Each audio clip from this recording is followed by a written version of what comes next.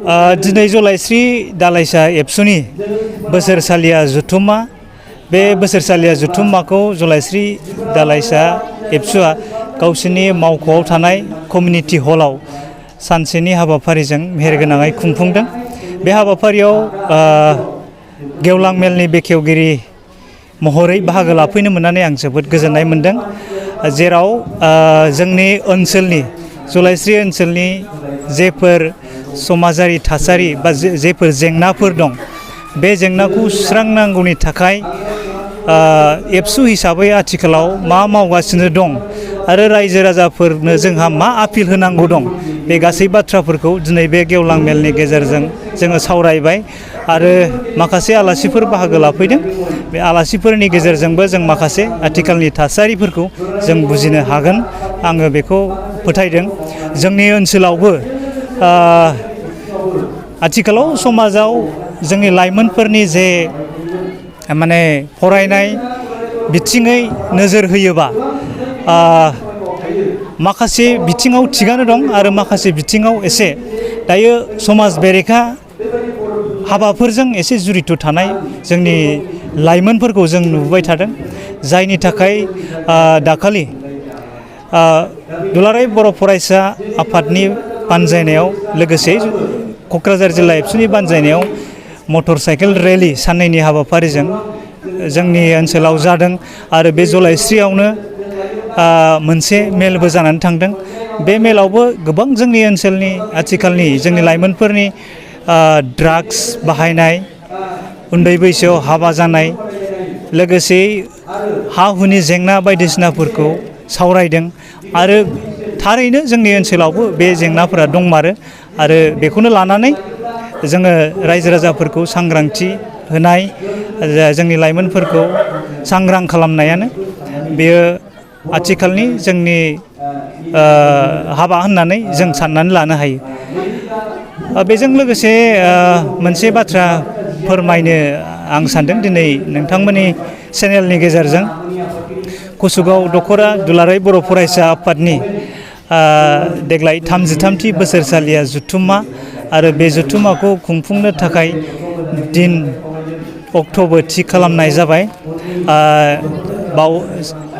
देग्लाय दानि नभेम्बर दाननिनो 21 आरो 22 अक्ट'खालि गङिया इउनिट एबसुनि सिङाव थानाय थाइगेरगुरि गुदि फरायसालिनि गेलेग्रा फोथाराव बेयाव जोंनि बोसोरसालिया जुथुमाखौ खुंफुंनो थाखाय जों लाहार फाहार खालामबाय आरो बेनिखायनो आङो कसुगाव दख'रा एबसुनि जानानै जोंनि ओनसोलनि गासै रायजो राजाफोरखौ बेयाव बाहागो लानो थाखाय खावलायबाय आरो बेयाव जों मोनसे आथिखालाव गोनांथि होननानै जों बुजिदों। जोंनि हा हुनि जेंना दं जिहेथु बे बाथ्राखौ लानानै जोङो मोनसे सेमिनार बेयाव थिग खालामदों गेवलां मेलनि सिगां। बे सेमिनारानो जाहैबाय ट्राइबेलफोरनि हानि मोनथाय आरो बेखौ रैखाथि होनायाव जों बयनिबो बिबान। बे मोनसे टपिकखौ लानानै जोङो मोनसे सेमिनारबो लेंदों। बेखायनो जोङो ओनसोलनि जेसेबां फरेस्ट राइट कमिटिसफोर दं आरो जेसेबां ग्राम सभाफोर दं बिथांमोनखौ लेंनानै बेनि सायाव माखासे हा हुनि सोमोन्दै मिथिग्रा रिसर्स पार्सनफोर जों बेयाव लिंनाय जादों।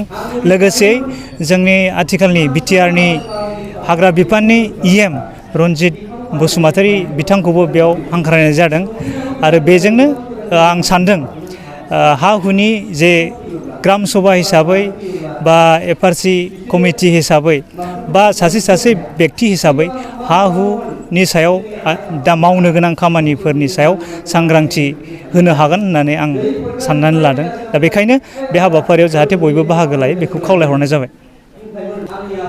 बेनिखायनो दिनैनि बे गेवलां मेलनि गेजेरजों आङो बेखौनो खावलायो जाहाथे बे सेमिनाराव बयबो बाहागो लानानै जोंनि जे हा हुनि जे मावनांगौ खामानि दं बेखौ मावनानै लानो थाखाय आं खावलायहरो। आङो क'क्राझार जिल्ला दुलाराय बर' फरायसा आफादनिफ्राय नैबे जलाइस्रि दालाइसा दुलाराय बर' फरायसा आफादनि बिबान सिफायनाय आरो गोदान दाफुंनाय हाबाफारि बेनि दिनैहाय गेवलां मेल सोलिगासिनो दं। दा बावहाय आङो बाहागो लानो मोननानै आंखौनो गोजोननाय मोनदों क'क्राझार जिल्ला हिसाबैहाय। दा बावहाय जानाखि बिसोरनि हाबाफारि बा दहाय जानाखि बिथांमोननि बडि दानाय आरो बडि सिफायनाय बे हाबाफारिया जोबनानै थांबाय। दा बाहाय खोनानो मोन्दों बिसिनि इउनिटनि सिङाव गासै 28टा गामि दं।